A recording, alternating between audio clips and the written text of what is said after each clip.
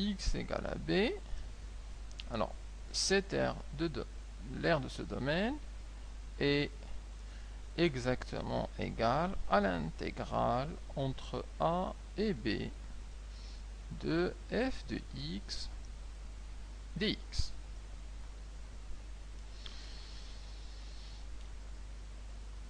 Alors, regardons ça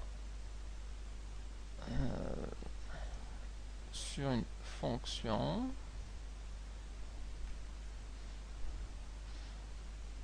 x, f de x, on a le i, on a le j.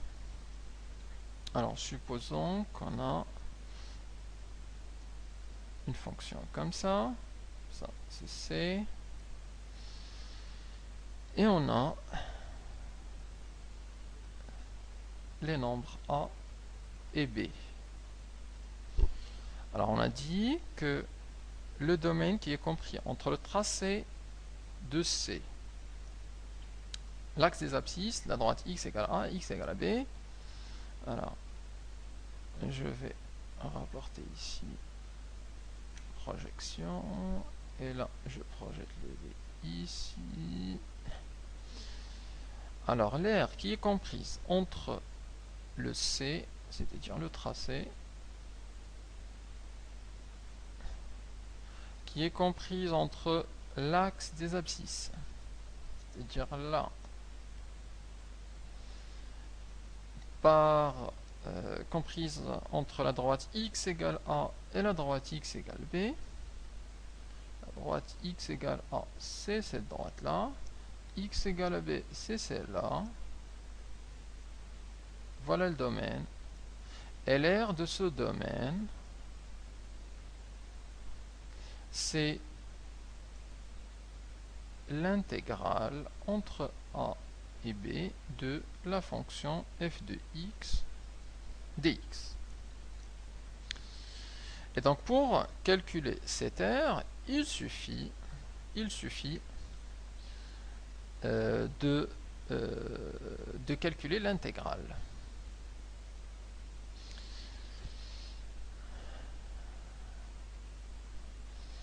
Alors, un petit exemple.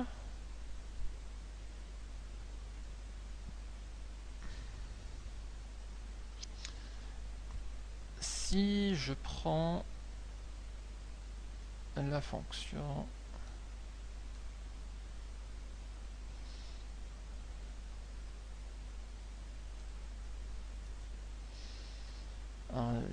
fonction x au carré. 1, 2, 3, 4. Là on a 2, là, moins 1 et moins 2. Alors si on prend la fonction x au carré, c'est une fonction qui passe par les points, par le point 0, par le point 1, 1 et par le point 2, 4. Puisque 2 au carré, ça nous fait 4. Donc elle passe comme ça.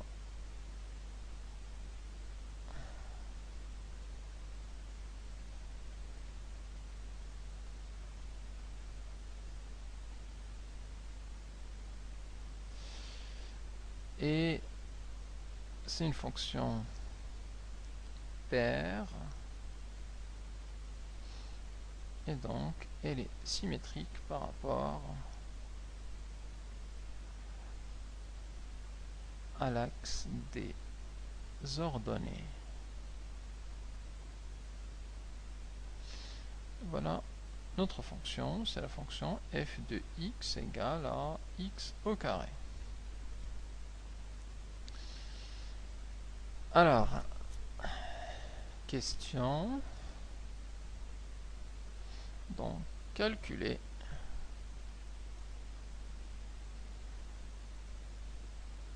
l'aire du domaine assuré.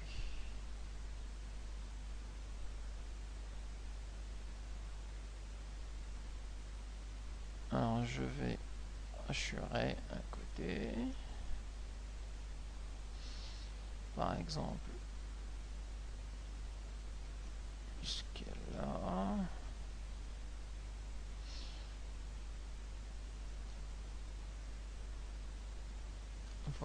le domaine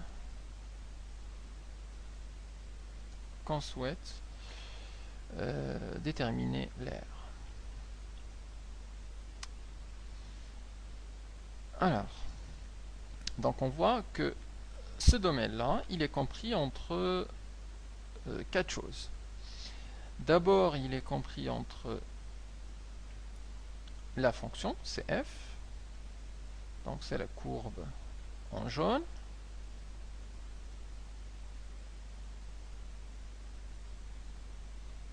il est compris entre l'axe des abscisses, et finalement il est compris entre la droite d'équation y égale, plutôt x égale à 2, ça c'est x égale à 2, et la droite d'équation x égale à 0. Et donc pour calculer cette aire, alors il faut appliquer l'intégrale, c'est l'intégrale entre 0 et 2 de la fonction f de x, c'est-à-dire de x carré. Comme ceci, dx. Et il faut calculer cette intégrale, donc il faut calculer la primitive de x au carré, donc ça s'écrit sous la forme x à la puissance n. Ça va nous donner 1 sur n plus 1, donc 2 plus 1 fois x à la puissance n plus 1, donc 2 plus 1, c'est 1 tiers fois x à la puissance 3, entre 0 et 2. Donc ça nous donne simplement x3 sur 3 entre 0 et 2. Et on va appliquer ce terme en 2 moins ce même terme en 0. Donc ça va nous donner 2 à la puissance 3 sur 3 moins ce même terme appliqué en 0. C'est-à-dire 0 à la puissance 3 sur 3. 0 à la puissance 3 sur 3, ça fait 0 directement. Et là, le 2 à la puissance 3, c'est 2 fois 2 fois 2, donc ça fait 8. Et ça nous donne simplement 8 divisé par 3.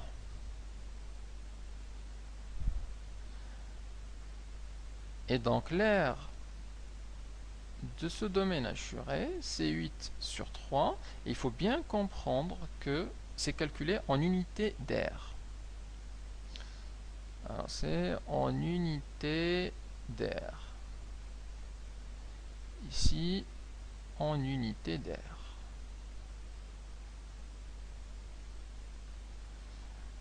C'est-à-dire que si l'unité ici utilisée, c'est 1 cm et là 1 cm, alors le 8 sur 3, ça va être 1 cm fois 1 cm, ça fait du centimètre au carré. Si je m'amusais à tracer ça avec des supporters dans un terrain de foot, j'aurais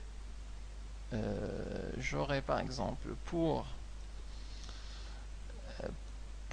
l'unité, une unité d'1 mètre. Ce serait 1 mètre et là 1 mètre. Et donc le calcul de l'aire, eh bien ce sera 8 tiers, mais ce serait en mètres au carré. Parce que c'est 1 mètre fois 1 mètre. Donc c'est l'unité d'aire considérée. Ok, alors donc ça c'est vu. Il nous reste une dernière partie pour parler de l'intégration par partie. Alors je rappelle ici simplement une petite chose, c'est que pour un calcul d'une intégrale, on a vu jusqu'à maintenant la méthode avec les primitives. on utilise les primitives et notamment le tableau des primitives.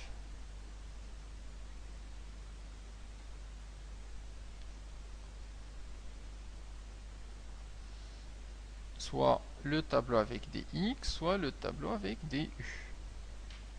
Alors, on a une autre façon de calculer des intégrales, notamment pour des intégrales un petit peu plus compliquées que cela, c'est d'utiliser une intégration par partie.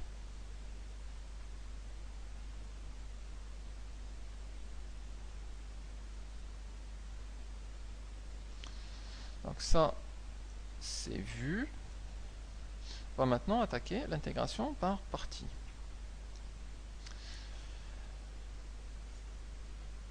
Alors, pour l'intégration par partie, on a une propriété essentielle qu'on utilise.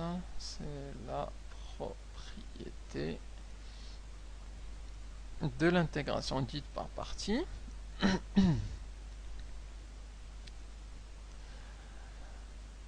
Alors, qui nous dit soit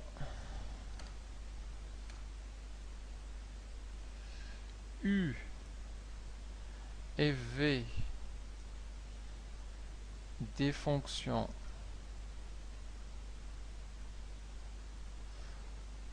continues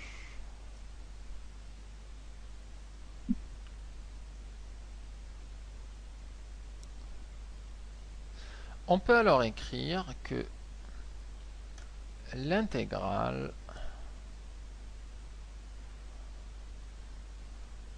entre A et B de U' fois V dx, c'est égal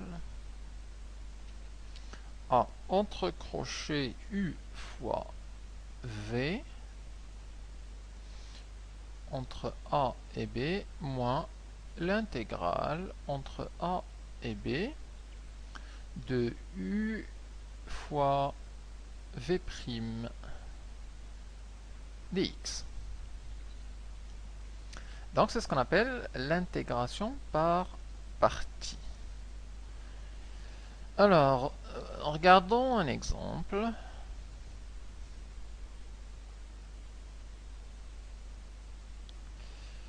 Donc calculons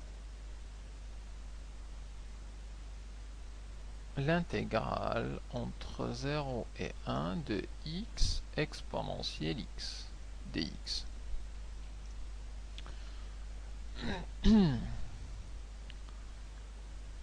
Et pareil, là, ne me dites surtout pas que la primitive de ça, j'écris ça, x exponentielle de x dx, que la primitive de x c'est 1, que la primitive d'exponentielle x c'est exponentielle x, puisque ça c'est un produit, ça c'est un produit, et c'est entre 0 et 1. Puisque ce serait encore une fois faux.